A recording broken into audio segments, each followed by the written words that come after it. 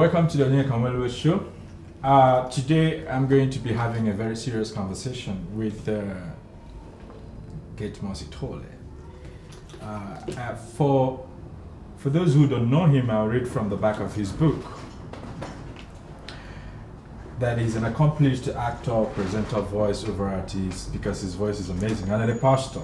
His movie roles include Le Lion, a French movie shot on South African soil, Clarissa's Secret, a German film shot in South Africa, The Ambassador, also a German production done in South Africa, Liberty, a Danish TV series produced in South Africa, Blood and Oil, in which Getmore played Lieutenant Tunde Tayo, along with lead actors Naomi Harris of James Bond fame and David Oyelowo, Martin Luther King in Selma.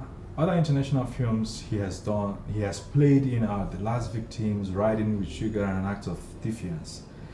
A household name on South African television, he has played key roles on Rhythm City, Scandal, Ashes to Ashes, Netflix's first #1 South African production in the US and other countries, Blood and Water, and many more.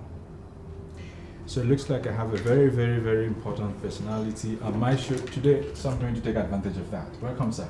Thank you. Thank you. It's good to be here. You're a pastor. That's right. What is your take on voodoo? On voodoo? Yes. Oh, wow. Voodoo immediately, to my mind, conjures up concoctions and the occult. So it brings to mind wickedness. Wow. That is my take on what voodoo entails. Would you sit on the same table with a voodooist? It depends on in what context. It could be an opportunity for him to meet Jesus Christ. Okay. So unless he's invited me for other reasons to try and maybe convert me to his kingdom, then I would have to evaluate my position. No, but as a voodooist myself, we do not convert people to voodooism. Oh, is it? Yes. Okay, all right. We don't do the what Christians do by converting people to their religion. Okay. So what if I could ask, what if voodooism is, say, a religion? Yeah, it's a religion. It is a religion. Yes. And what is its purpose, ultimately? What is its goal? Voodooism cannot be simplified as any other religion. It's not. You can't pin it down as Christianity. Say this is why it exists. Okay. Because in Voodooism, you practice the worship of saints, ancestors, people from your families who have passed away. You can keep their pictures and go to their graves and talk to them, commune with them. And this is the practice of voodoo. The same thing as Santeria. Santeria is the Spanish version of voodooism. Okay. Yeah. So when I heard you say something about it being occult, it sort of made me laugh. Okay. We do not have any opinion about Christianity because in voodooism we worship the Christian gods as well and deities. We worship Jesus Christ. We worship we pick from other religions in Voodooism, and we are not shocked when other people from other religions do not understand what voodoo is. Entails. Yeah. Yeah. Okay. So if you go, there is a particular shrine in Nigeria where I worship. There is a picture of. Even the chief priestess, when she does libations and incantations, she mentions Jesus Christ. So do you think that voodooists are smarter than Christians in this context? It's very interesting what you say when you bring Christ into the fold, because that is the ideology of voodooists. They worship all these holy saints, and they consider Jesus as one of them, which is why I'm referring to that. Yeah. My trouble with that is that there's a thing called the Law of Non-Contradiction, The law of non-contradiction simply says that if two opposing views are given, they can either both be wrong, but they can't both be true. One of them has got to stand out as the truth. So if I espouse one philosophy or one doctrine from my understanding of Christianity, it doesn't matter what you hold as your view. One of them has got to be wrong. They can't both be true, because truth, in essence, is very narrow. Isn't truth personal? No, it's not. It's not personal. No, it can't be. Truth is either absolute and it is also objective. You see, if you say truth is relative, what it means is that if someone came to your house to steal, what leg would you have to stand on if you went to report them at the police? On what basis will you say this person is doing something wrong if truth is relative? So truth is absolute, and people out there know that there is a truth that is absolute. So when a person breaks a law, the reason why we go to the cops is because there's a standard that we adhere to. And so the same applies when it comes to religion. I do not subscribe to the notion that all religions are true, because there's just no way that all religions can be true. If they hold different views, it means someone has to be wrong. Were your ancestors Christians? No, not. They were not. So how did you end up a Christian? I studied. I grew up within a Christian home, but at some stage, I think at high school, I decided that it wasn't enough for me to simply subscribe to something that my parents believed in, because I had my own views. So I started a very thorough investigation of different religions. Amongst How them, come you didn't know about Voodooism? I'm quite surprised. well, it's not one of the biggest. Really? Voodooism is the biggest religion in the world because it's called African traditional religion. No, I don't think so. I don't think so. It's certainly not recorded as one of the largest, because the largest, as far as I know, is Islam. Then you have Christianity. Then you have Buddhism. Just by virtue of the fact that you have so many Indians. Have you traveled to Cuba?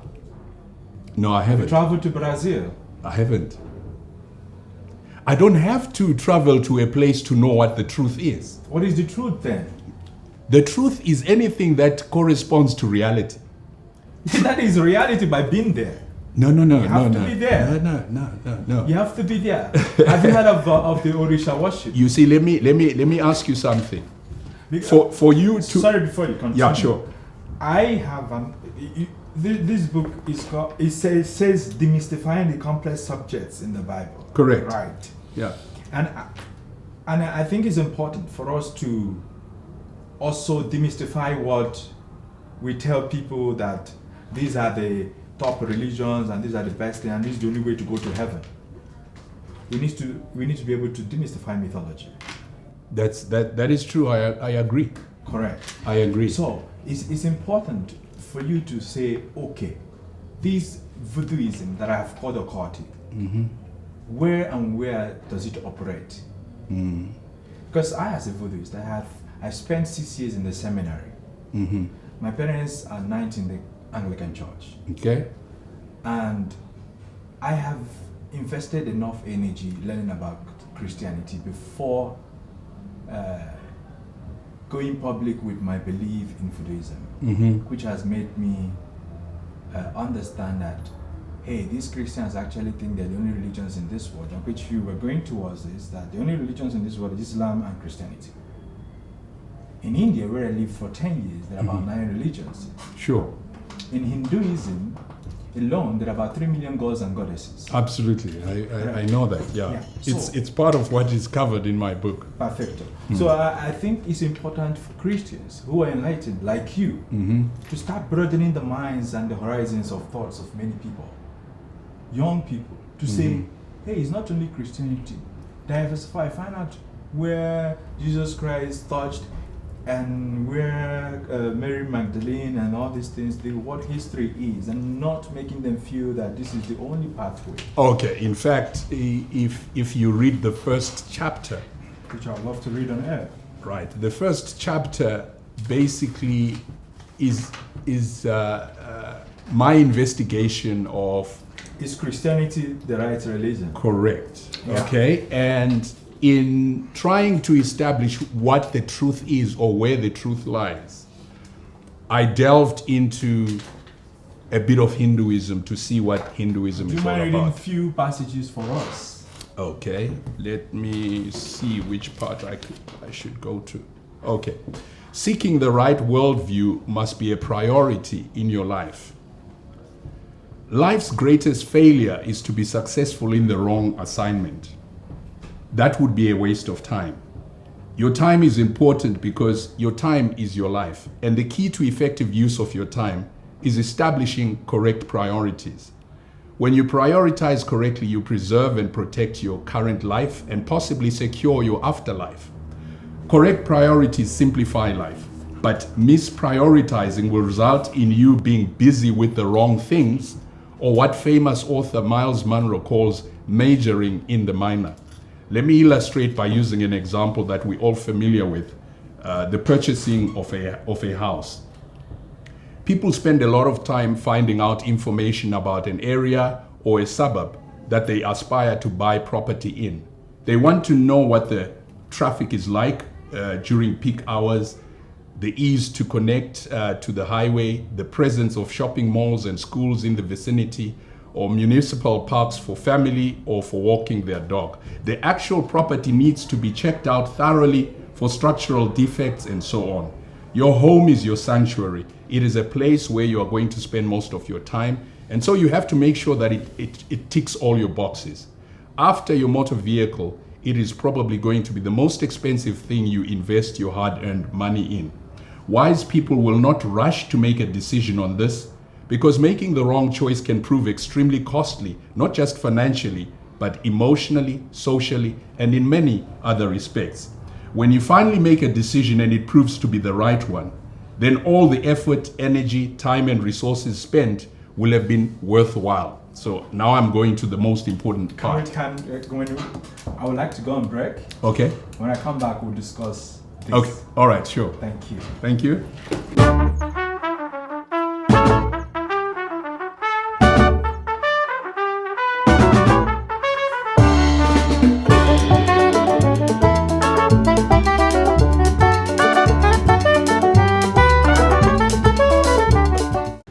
Welcome back to the Onyeka Nwelue show. We have, let me call it, Pastor Sithole in the studio, and we have read a passage from his book, and which I would love to talk about.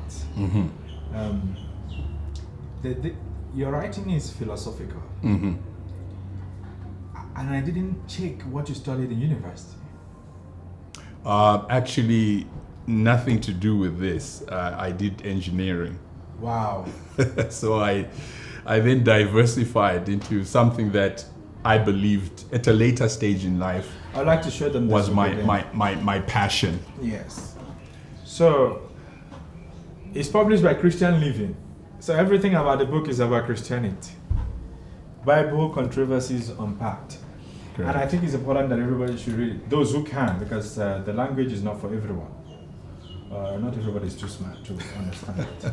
So, back to what you studied in university. It didn't deter you from becoming the kind of actor you've become. Your CV is impressive as an actor, Mm-hmm. and you played a Nigerian character. Mm-hmm. Why? Did you accept it? It was an interesting story. It was an interesting character to play. I guess because acting, in essence, involves a portrayal of different characters. And if you are to succeed as an actor, you can't be one-dimensional. You've got to be able to, you've got to have versatility. So today I can play a Nigerian character, tomorrow I can play a Zimbabwean. When they came to you, they told you have to do Nigerian accent, right? Yes. What is Nigerian accent? Well, at the time, and this is 10 years ago when we did this particular film, they basically got us a language coach. So I was trained to sound like a Nigerian at the time. How do Nigerians sound? How do Nigerians sound? Like you sound. how does my director sound? My director doesn't sound like me. Your director? Yes. Well, I guess if people can distinguish between the two, depending on whether they grew up in Nigeria or not, maybe they can select or differentiate the dialects. If you meet a Fulani Nigerian, right, Hausa Nigerian, yes, Gbagia Nigerian, yeah, Yoruba Nigerian, yes, Igbo Nigerian, they all sound different. To you, as not to me. I think to a person who comes to a person who comes from Nigeria, yeah, they probably would be able to differentiate between the different dialects and the influence thereof on their English.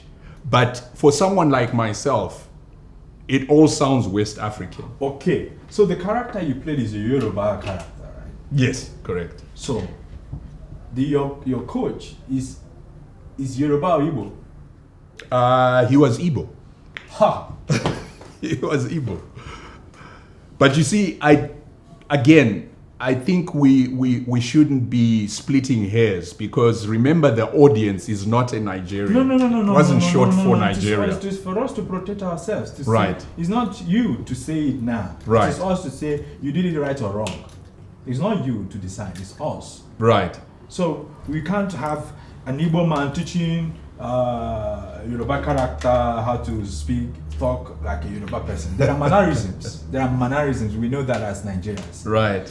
There are ways Yorubas talk. There are ways they express themselves when they're happy or when they are surprised. They have these mannerisms. Sure. I'm sure your coach did not know those things, or did not teach you that. Would that be essential to the core of the story? Because what we should be establishing is, what is the narrative? What is the core of the story? What is the heart of what the message of the movie is all about? Sir, as a creative person, yes, it is our job as Nigerians to say they are bastardizing our character. Not you who is acting it, right, or the storytellers or the filmmakers. Yes, it is the Nigerians to say, no, this is not us.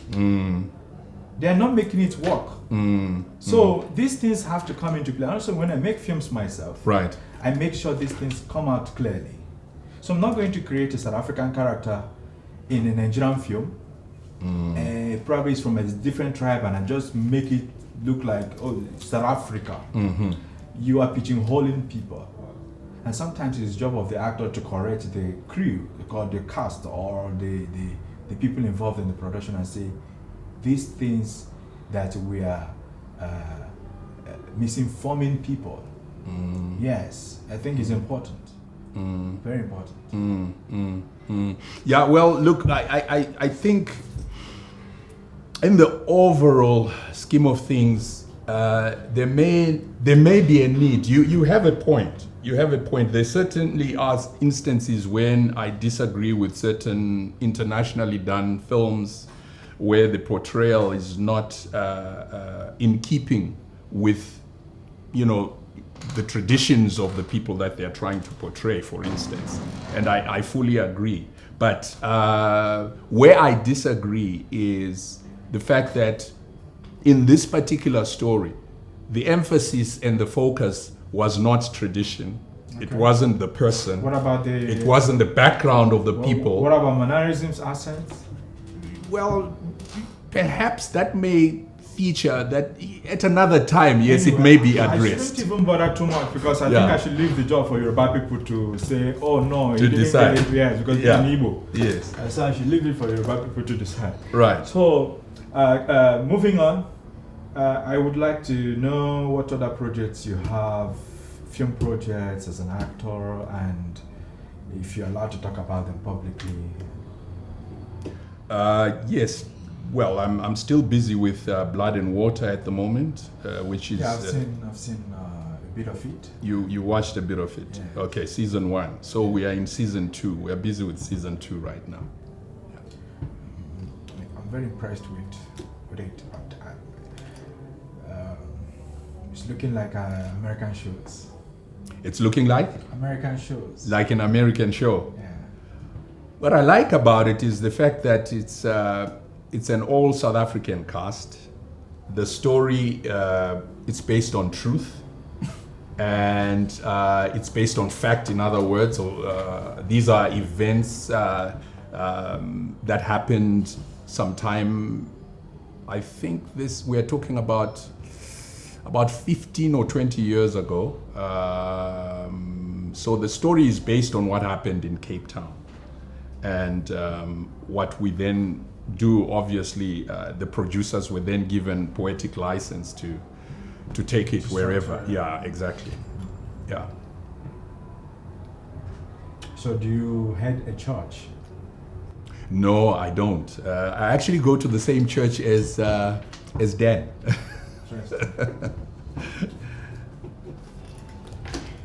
Because I find this very, very interesting. Mm-hmm. So as we said before, your ancestors were not Christians, but you became a Christian. Yes. And do you think they were stupid to be to be whatever they were, traditionalist? I don't necessarily think the term stupid is appropriate because there are many people who are sincerely deceived or sincerely ignorant about what the truth is.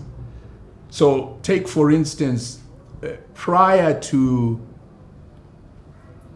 Abraham having an encounter with God, at that time the world was replete with beliefs in many gods. But from where I sit today and what I have understood investigating the Jewish Bible is that a lot of people were sincerely misled, were sincerely ignorant about where the truth lies. And when you go deep into studying how the Bible came about, the Jewish Bible, the Christian Bible, the fact that it took almost 1,500 years being edited, being written by different people who never met, almost 40 authors across different generations, but the theme is the same theme from Genesis all the way up to Revelation. That's one aspect for me that opens my eyes to the fact that there's something supernatural about this book. It's not just a book. So that's number one. Number two, prophecy. The fact that Jesus Christ, the way he would be born, was prophesied more than 700 years before he came. The fact that his crucifixion was prophesied and predicted almost 700 years before he came. The fact that crucifixion itself as a mode of punishment had not even been invented, but the person who prophesied and predicted that Jesus would be crucified on a cross did it before it was even invented as a way or a form of punishment. Those things speak volumes to the supernaturalness of the Bible. And also, it's replete with many miracles that are reported. And all these things are things that can be verified. These are things that a person can research and historically prove that they happened. So for me, that is quite important. The fact that historically, this is something, it's not airy-fairy. It's something that you can establish that this thing happened and this thing was true. So when I look at the Jewish Bible, I think I have more than 100% confidence in the fact that it comes from the one true God. You know that Christianity was a tool for colonialism, right? That doesn't detract from the fact that it is true. So slavery. You should never use a deviation to pronounce on a truth that it is untrue. Okay. In other words, there are people who will always take advantage of or use an opportunity, right, based on their hidden agendas. But that doesn't nullify the fact that Christianity is true. I'm going to beg you to come back on this show next time, and we're going to talk about that truth. But then I'm going to be very ready for you. Yes, yes. Time. Yeah. My point being, you should never judge. You should never ever judge a truth or a doctrine based on its abuse. Okay. So, what is your last word for voodooist like us?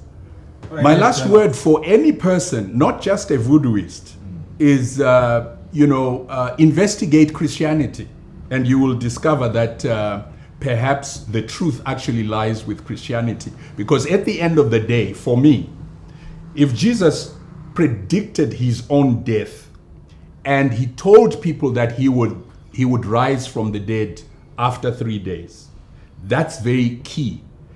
All the other religions and all the other people that professed either to be God or to be this or to be that, they never defeated death. Jesus is the only one that died Pastor Getmore and overcame death. So for me, that's where the truth lies. I'll still show the audience your book again, and I'm very grateful for you to have had time to come on this show. Thank you. This is the end of the Onyeka Nwelue show. Keep reading.